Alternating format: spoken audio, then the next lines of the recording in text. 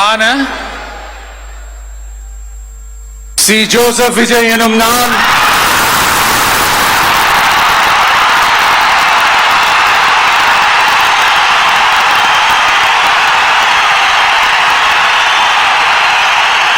சட்டப்படி அமைக்கப்பெற்ற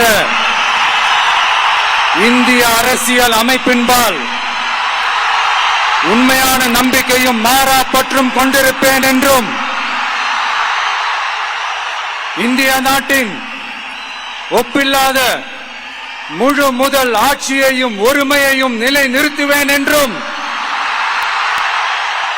தமிழ்நாட்டு அரசின் முதலமைச்சராக உண்மையாகவும் உளச்சான்றின்படியும் என் கடமைகளை நிறைவேற்றுவேன் என்றும்